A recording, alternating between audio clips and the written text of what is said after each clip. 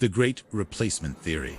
A silent swap of peoples and cultures. Have you noticed how some social changes seem way faster than they should be? As if, suddenly, traditions, values, and even entire cultures were being replaced without anyone ever voting for it. Well, welcome to the theory of the Great Replacement.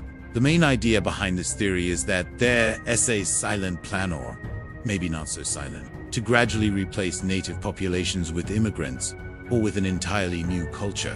And it's not just about immigration. It's about diluting the cultural, social, religious, and even genetic identity of specific peoples over time.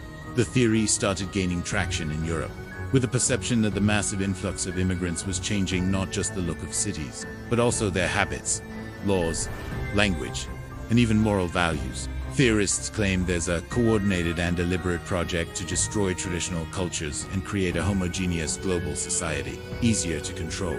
Megacorporations, megastates, and centralized power systems. Changes in school curriculums, drastic shifts in the media, complete rewrites of history and what can or cannot be said in public. Sounds familiar? True or not, the fact is, more and more nations are losing their cultural sovereignty. Diversity becomes an obstacle. Identity becomes a threat. But as friends in an honest conversation, let me ask you, when was the last time you saw an ancient tradition celebrated without being called backward? When did defending your identity become a sign of intolerance? He believes political and economic elites promoted to weaken the resistance of the masses and impose a new cultural order. And you might be thinking, but why would they do that? Ancient religions are attacked or mocked. Traditional festivals are banned or reshaped. Maybe it really is a replacement.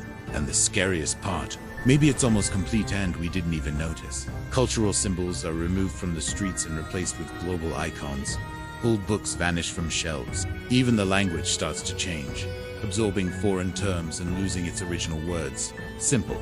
A population with no roots, no identity, no solid values, is more fragile, easier to manipulate. If you don't know where you came from, don't feel proud of your history, and have no more ties to your land and culture, it becomes easier to accept any narrative, or, like that story of the frog in the pot, if the water boils all at once, it jumps out.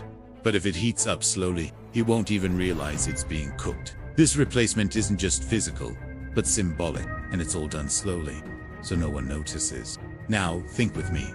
Who benefits from a world where everyone speaks the same language, consumes the same products, thinks the same way, and follows the same leaders? And it's not just in Europe. Okay, here in South America, there are signs to.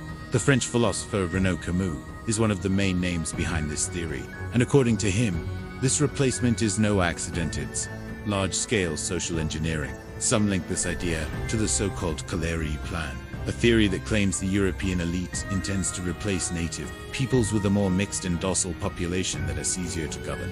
Now, of course, some say this is all just society evolving, that the world is becoming more globalized and this is natural. If every culture that resists is attacked, maybe the goal was never peaceful coexistence.